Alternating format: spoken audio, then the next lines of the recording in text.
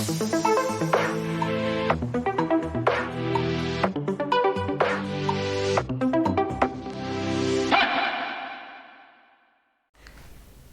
to all students, I am Professor Masood Fuzail.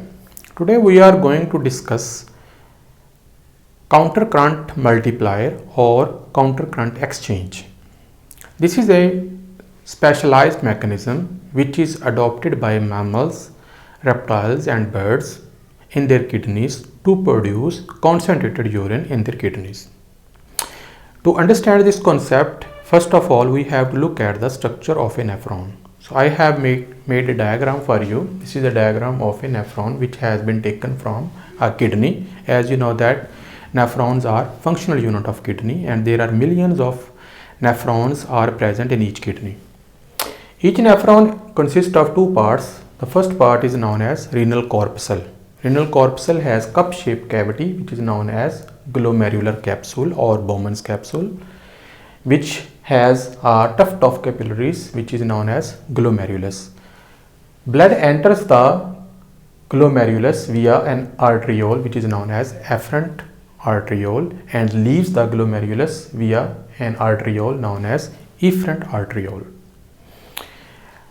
With help of blood pressure, plasma, wastes, water and some salts are filtered here and a filtrate is produced here which is known as glomerular filtrate.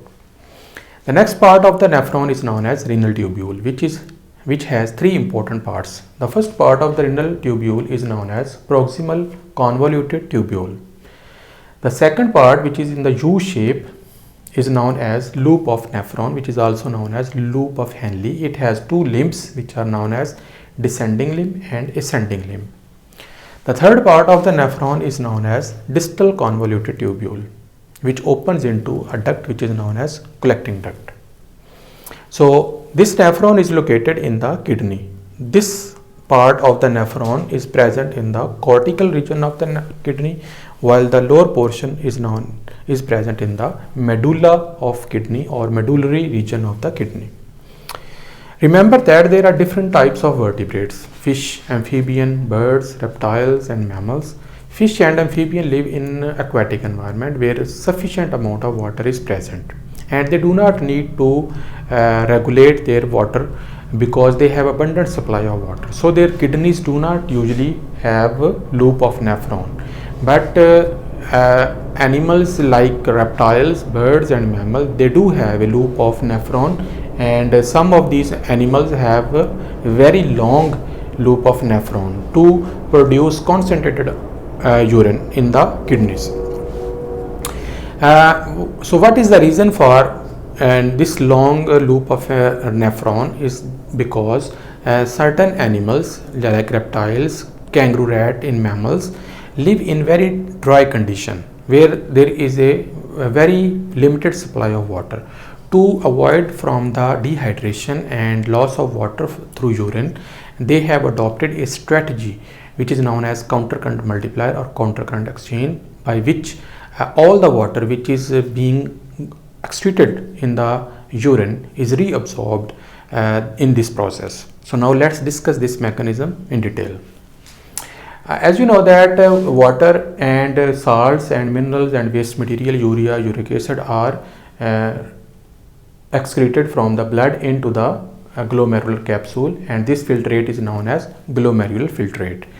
Glomerular filtrate will travel down into the proximal convoluted tubule, then into descending limb and then into ascending limb, and finally reaches into the collecting duct and excreted via kidney into outside the body. To reabsorb the water from the glomerular filtrate, first of all, both the structure of both the loops of both the limbs of the loop of nephron, they have different structure. This is known as a thin loop of Henle or thin loop of nephron, which has aquapores, and this limb of loop of nephron is freely permeable to water.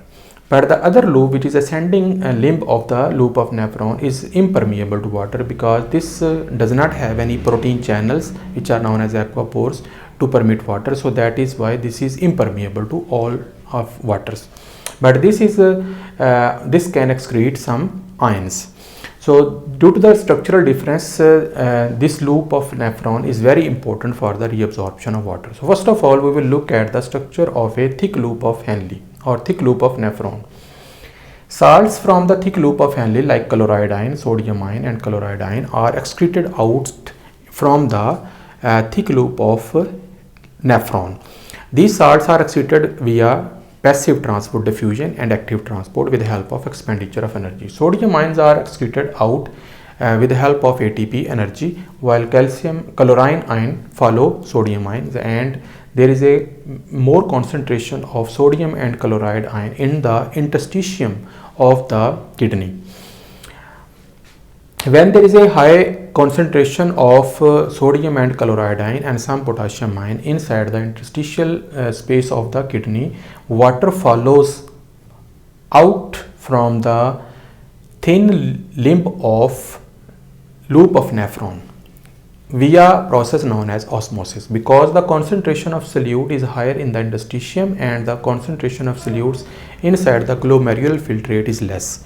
So water move from as you know that osmosis is the movement of water across a semi-permeable membrane from a higher low solute concentration to higher solute concentration. So water moves out, and this water is absorbed by the blood capillaries, which are known as peritubular capillaries, and transported into the blood and sent into the body.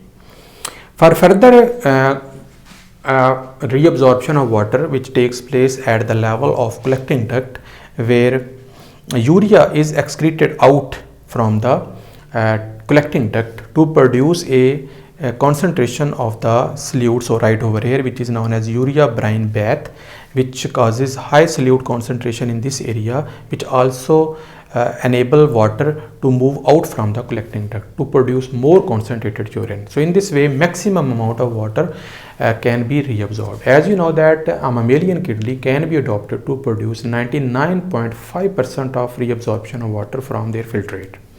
So that is why animals living in very dry condition like in deserts, camel and humans and some other mammal like kangaroo rat can reabsorb maximum amount of water to maintain the good level of water inside the body to avoid the dehydration. But this mechanism, why this is known as countercurrent exchange or countercurrent multiplier, it is because of the structural dissimilarity of these two limbs of a loop of nephron. This limb is impermeable to water and this limb is impermeable to water.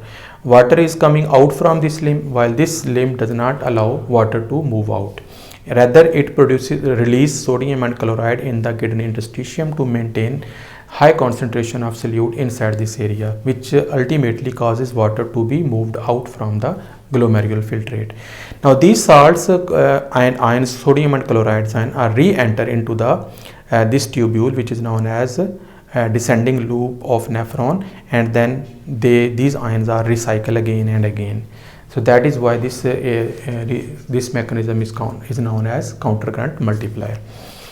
And so in this way, this interstitium area, which is located in the cortical to medullary region of the nephron, produces helps to produce a concentrated urine inside the kidney.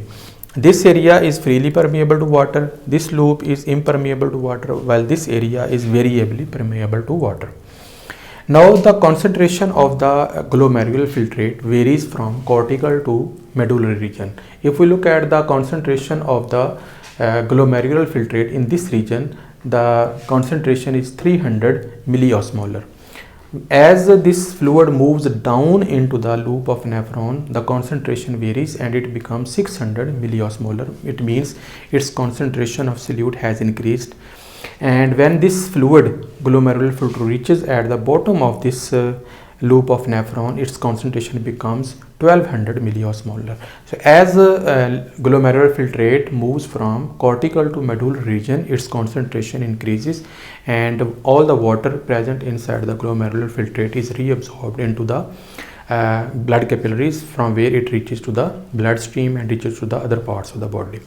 So I hope this topic, you have understood this topic which is known as countercurrent multiplier, and we'll see you in the next lecture. Bye.